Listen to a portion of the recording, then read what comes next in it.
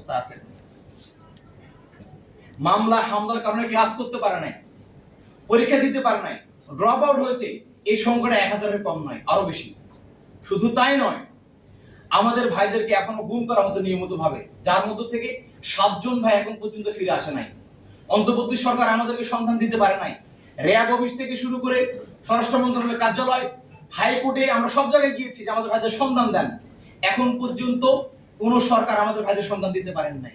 ইসলামী ছাত্র শিবিরের 7 জন ভাই এখন গুম অবস্থায় রয়েছে, আমরা জানি না ভাইদের কি অবস্থা।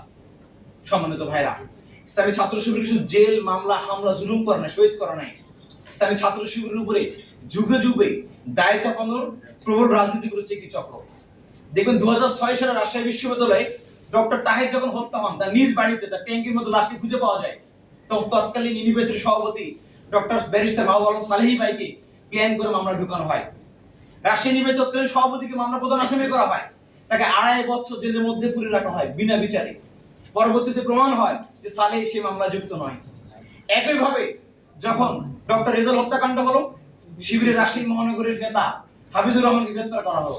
জেলের মধ্যে অসুস্থ মানুষটি বিনা চিকিৎসায় মারা গেলেন, তার মৃত্যুর পরে প্রমাণ হলো যে হাফিজুর রহমান এই হত্যাকাণ্ডে জড়িত নয়। আপনি এখনো দেখবেন কুয়েটে কোনো ঘটনা ঘটলে, ঢাকা পলিটেকনিক ঘটনা ঘটলে, সরহদি কলেজে কোনো ঘটনা ঘটলে পরিকল্পিতভাবে সেই মহলটায় যারা আগে আমাদের উপর দায় দিয়ে দিত, সেই মহলটা এখনো দায় দিয়ে দেয় ইসলামী ছাত্র শিবির ঘটনাটি ঘটেছে। আমরা বলতে চাই, দায় চাপানোর রাজনীতি দিয়ে, হত্যা করে, জুলুম করে, জেলে ভরে, রিমান্ডে নিয়ে গুলি করে পঙ্গু করে দিয়ে ইসলামী ছাত্র শিবিরকে দমানো যায় নাই। খুনি হাসিনা পারে নাই। আগামী দিনে এদেশের কোন অপশক্তি যারা আধিপত্যবাদের দালালি করে, তারা কখন ইসলামী ছাত্র শিবিরকে দমে রাখতে পারবে না ইনশাআল্লাহ।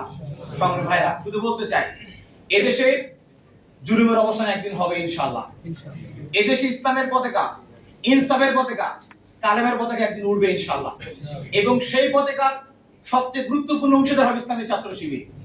আমরা বলতে চাই, যে শহীদদের স্বপ্ন দেখতেন, যে শহীদরা স্বপ্ন দেখে চলে গেছে, জুলাই শহীদ থেকে শুরু করে ইসলামী ছাত্র শিবিরের শহীদ, এদেশের প্রত্যেক সংগঠনের শহীদকে লালন করে আমরা বলতে চাই, শহীদদের স্বপ্ন পূরণ করা ব্যতীত, শহীদদের আব্বা আম্মার স্বপ্ন পূরণ করা ব্যতীত ইসলামী ছাত্র শিবির তার সিলেবাস থেকে শিক্ষা বান্ধব কার্যক্রম, ছাত্র বান্ধব কার্যক্রম এবং দেশের সংগঠনের কার্যক্রম একদিনের জন্য বন্ধ করবে না ইনশাআল্লাহ।